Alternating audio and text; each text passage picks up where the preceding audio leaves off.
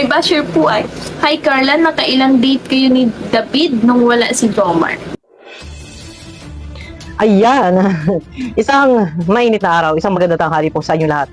Guys, narinig naman ninyo sa ating intro yan. At napaka-bastos naman itong nagko-comment sa live ni Carla at tatanungin kung nakailang beses daw silang nag-date ni Kalingap David. Ayun. Ano ba yan? Bakit ganon? Alam niyo, sa totoo lang, lagtara ng kanilang pambabastos, no? Sino ba? Bakit ba ini-issue nila? Bakit ba inililink nila ito si Carla kay David? Kuya-kuya yan eh. Kay boys, si David, kuya-kuya. O, sabihin na natin, para ng mga kapatid. Bakit kailangan nila na mag-comment ng ganito na kung nakailang date na, bakit ini-issue nila? Sino naman si Carla para, ano naman klase si Carla para siya ay makipag-date kay Kalingap David, gayong, Diyos ko, hindi naman yan karelasyon ni Carla si Kalingap David, hindi rin naman ka-love team, bakit siya makikipag-date? Ito guys, may masabi ang mga basher. Hindi ko alam kung anong utak meron sila, na bakit nila nagagawa yung ganito, nalantaran, yung pangbabastos, yung mga tanungan ng ganito, anong klase naman kayo? Ano klase naman din si Carla kung makikipag-date si Carla kay David? Na hindi naman niya ka-love team, hindi naman niya boyfriend, hindi naman naliligaw si David. Bakit nila ini-issuehan? Bakit ganito yung kanilang mga tanungan? Kasi may mga ganito, yung mga basher, mga syunga. Kasi kung sila may isip, o maaaring sila may isip, or ito ginagawa lang nila kasi mga inggit. Kasi kung parang pambibwisit na yung ginagawa, no? Isipin niyo, bakit makikipag-date ang Carla kay David na hindi naman niya naliligaw, hindi naman niya boyfriend, hindi naman niya ka-love team? Ito talagang mga basher na to, guys. Hindi, ano ba problema nila? Ano ang ipinaglalaban nila?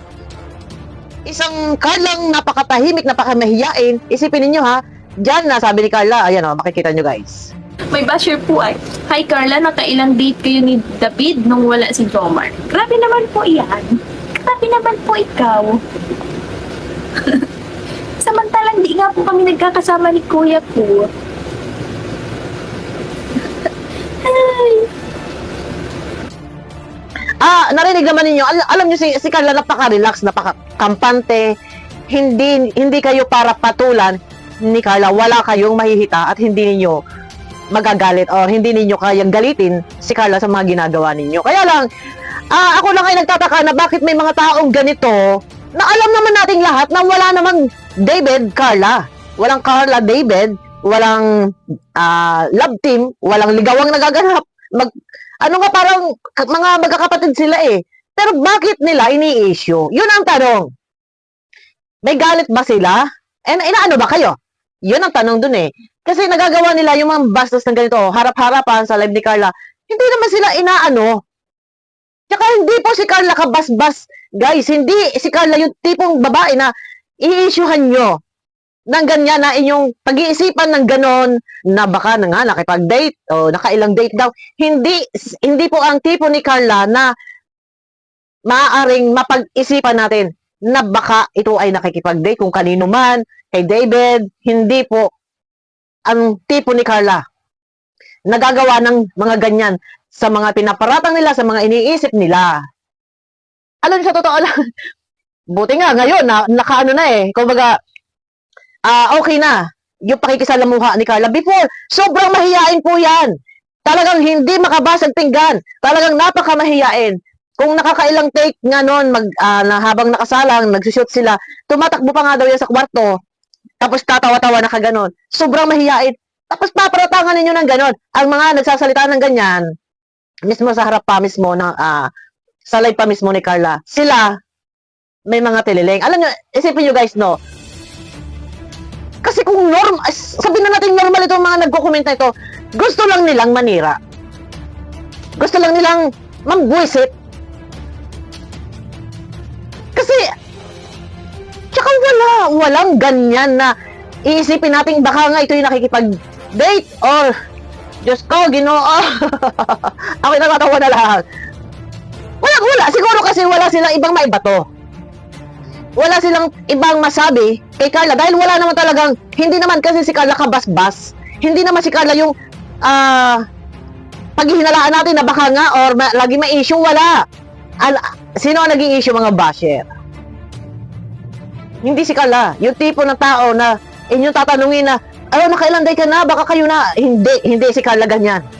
Sa totoo lang, kahit sabihin natin hindi natin kilala si Carla, personal na buhay, nako, may mga telele.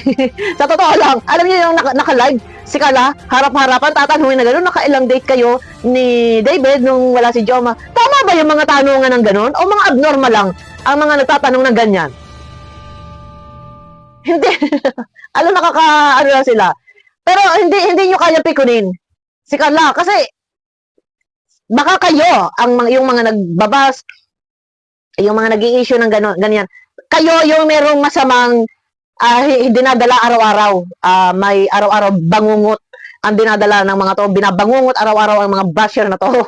Di ba? Isipin ninyo, may masabi. Hindi ko alam kung sino itong mga to na umaatake at ganito ang kanilang mga binibitawan salita na hindi naman si Carla yung tipo ng taong makikipag-date. Diyos ko po, Marimar, alam niyo, sa totoo lang, nakakatawa lang sila. Dahil kung ano-ano na lang ang kanilang mga binibitawang salita, hindi ninyo kayang matibag si Carla. Dahil, Diyos ko, sinong maniniwala? Sinong maniniwala ng mga ganyan ang tanungan ninyo? Walang maniniwala sa mga basher. Kahit anong gawin yung issue kay Carla, walang maniniwala sa inyo. Dahil nagmumukha lang kayong katawa-tawa, nagmumukha lang kayong may mga sira ang tuktok. Sa totoo lang. Kayo yung problemado, kayo yung araw-araw merong bigat na dinadala sa inyong damdamin, sa inyong puso, sa inyong dibdib. Kaya, bahala kayo, ikamatay nyo yan. Isipin nyo, araw-araw sila ganyan na may dinadala silang problema. Ito yung problema, ini-issuehan nila si Carla. Bahala kayo sa buhay ninyo, mamatay kayo, pero hindi nyo kaya tibagin ang isang Carla Tofular. No, kasi sino ba naman talaga ang maniniwala na ito si Carla ay merong David o nakikipag-date kay David? Walang maniniwala. Kahit hindi namin kilala ng lubusan, personal si Carla. Hindi ganyan klaseng tao si Carla na makikipag-date sa iba. Pero ito lang, ako'y natatawa lang. Kaya lang ako'y napareaksyon. Dahil yung mga taong gumagawa ng ganitong issue, may mabato, may masabi, may ipangbas. Pero, puro lahat ng yan ay may masabi nga lang, walang katotohanan. Naluluki-luki na sila. Natatawa lang talaga ako. Kasi, bakit gagawin ni Carla yan? Kung nakailang date ba daw? Bakit makikipag-date? Sino ba? Si Jomar? At saka si David? Si Carla?